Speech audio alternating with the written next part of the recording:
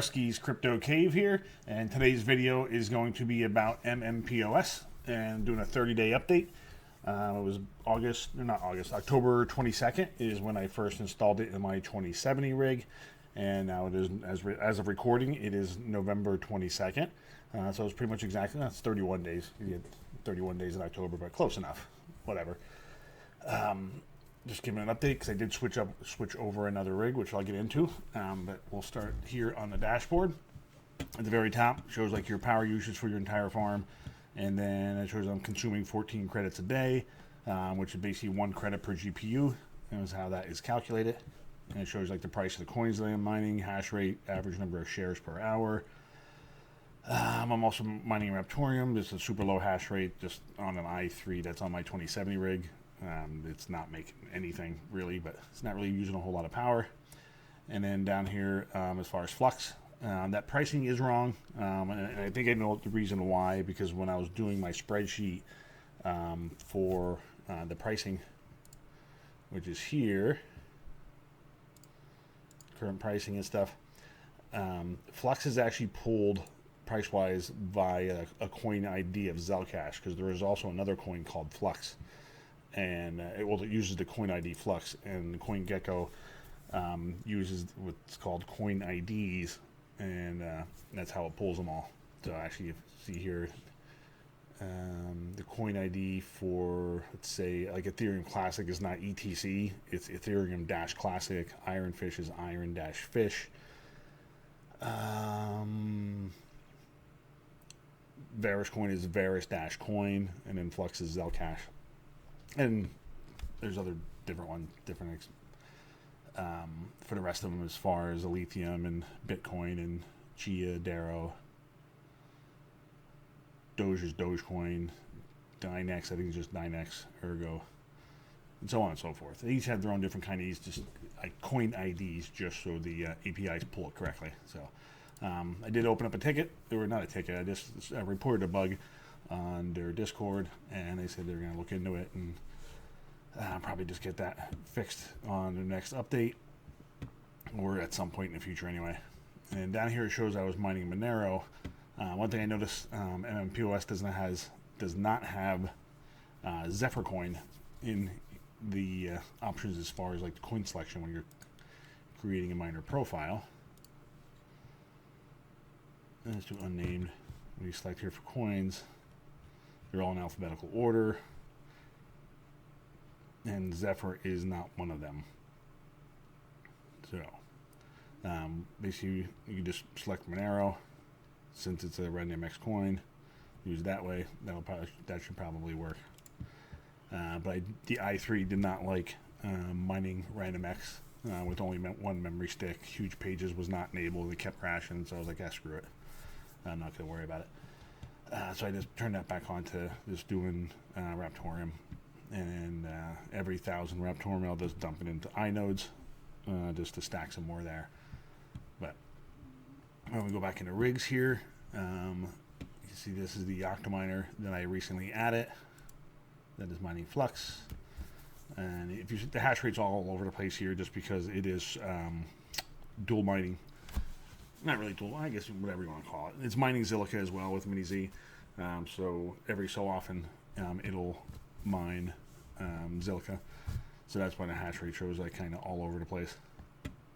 But initially when I first installed it, system fans and stuff showed up. As if you saw my short the other day, you would see the system fans were in there, and then you could go down here to your miner settings, which they did update that icon. I was talking to BackwardsMiner, and then he's in contact with the devs of this MMPOS, and I mentioned to him that it used to look very similar to the overclocking icon, so they did change that. So you got your miner settings in here. Fan management, minimum 10 speed 10%. Octis, system fan management is your Octominers, all that stuff, so I had that set. And it's just manually controlling everything. It's a little warmer today than it was yesterday. Yesterday highs were only like in high 30s, but it is currently 53 out there now, so it's definitely warmed up a bit. So the fans have picked up a little bit, not a ton, but and then those temperatures are much higher than they were the other day. Those were single-digit degrees Celsius yesterday. So, let's see. Let me reference my notes here quick. Oh yeah, this is the Octominer that I ran into issues with. That I had to flash a new SSD. I was getting an error, so I flashed the SSD with a new image of Hive, put that in, and that didn't work. It just wouldn't boot. And then the next thing I did is I put MMPOS onto a thumb drive, put that in, worked fine. And then I did put HiveOS onto a thumb drive as well and flashed it, and that worked fine as well.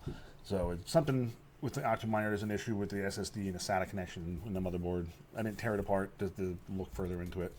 I have another one that did the same thing, that I have it running on a USB drive instead of the SSD, which doesn't really make a difference to me. I have other rigs that have been on USB drives for years, and they're still running fine. So, and I think they're 32 gig or a 64 gig USB stick, so it should be good for a while as far as space for logs and whatnot. So I'll deal with that when the time comes if I have to reflash it or something like that.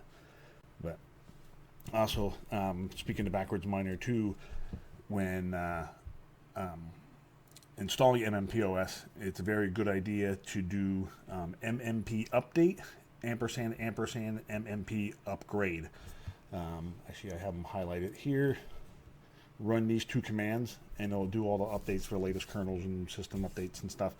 It'll take a few minutes, but once I did that, all the system fan settings and stuff came back, because initially they were there, and then for whatever reason they just went away. I couldn't adjust them or fix them, and then I believe they were just cranking at 100% the whole time.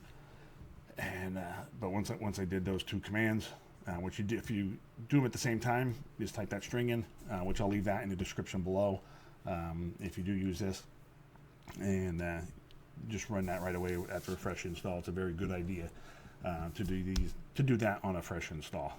So let's see what else I wanted to talk about here. Oh, the other thing is in this rig. This is the rig that is mining. This one is mining Dynex with 1.0 miner, and it is also running XM rig for Raptorium. The way you do a GPU miner and a CPU miner on the same rig is a little bit different than Hive. You do have to set up miner profiles for each one. So you have a miner profile for Raptorium here and a miner profile for 1.0 miner, which the previous videos I went through the miner profiles, which is just naming it, picking a coin, and then this will, once you do this, it will hit create profile. You go further where you can select your pool and wallet and all that stuff. Which that's just good. It brings you to here where you can adjust everything as far as picking your miner, go to advanced, and do all that stuff. So, but once you have all that stuff done, go to your rigs, and this is where you select your miner profile. You would just select. So you say if I wanted to do ZIL in here and this, I could run those two and hit switch, and then it's going to keep running Raptorium because that's on the CPU. That is for NVIDIA GPUs, and none of these. I don't have an AMD set up in here at all. In fact, I don't even have any AMD rigs running, to be honest with you. My 5700 XTs are just stacked up over there waiting to get sold at some point. Hopefully wait till the price gets a little bit better on them. Which, I mean, technically that's not too terrible what they are now, but for being a bear market. But I think once the bull market comes around, they'll be worth a good bit more. So let me uncheck that, hit that, and I'm just going to hit close just because I'm not going to update it because I don't need to because it's already running those. But that's how you would run a GPU miner and then use a separate software like XMRig to run on for your CPU miner. Especially with RandomX and Zephyr Coin pumping, might not be a bad idea. As long as you have a good CPU. Anyway. This one's only an i3-8100 or something. It's freaking terrible, but whatever. I had it running for a while, so it's been running on Raptorium for the longest time, so I just let it go. And then let's see what else we got here. I'm just referencing notes. I wanted to cover everything. Oh yeah, about the credits. I added some credits because I thought it was I think I might have talked about this earlier. I had to re-record this because I realized the mic wasn't recording, so I'm back onto it again. But I added some credits. You could pay a couple different ways. They do take a bunch of different cryptos. For example, I wanted to add 8 Did it for 30 days. I did Litecoin. So there's a Litecoin address. And then I just basically sent a couple bucks, like $2.50 of Litecoin or whatever it was, to there. And you also get a 10% bonus for additional credits by the referral program, because I use somebody else's referral code. And then so I also get a 10% bonus on everything that I purchase. And then also, since I made a purchase, now I get 14 free credits a day instead of the 8. So I have basically 14 free GPUs per day to use. And then gradually I'll have to add more credits, though, once I add more rigs to it. Which the game plan for that is, I'm just going to add them. I do have $75. Yeah, $75 worth of credits yet in Hive. So I'm going to gradually migrate stuff over from Hive to MMPOS. Just especially now, especially since my electric rate's changing and stuff too, so I gotta pinch as many pennies as I can. Plus, I kind of like the way MMPOS is working. It's working good. It's cheaper, and the other thing I didn't tell you about either is you won't have to worry about updating your miner softwares. So as long as you have it's selected to the latest. Let's see, where is Dynex and 1.0 miner? Had this selected as latest. When 1.0 miner did the update to 1.26 beta, whatever it was, MMPOS automatically updated it. As soon as they updated their system, within a couple hours of it being released, it was there and up and running on the latest version. I did nothing to update that. Everything did that on its own, which is nice. It could be an issue if you run into if a miner releases a buggy version of a software and it has a lot of issues. That might become an issue, but you can always go back in and revert back to the previous one. So, like say here, if I want to go back to 1.25, 1.2.5, whatever, same thing. You could jump back in there if the 1.2.6 was real buggy or something. You could jump back and go back to the previous versions if you needed to. So,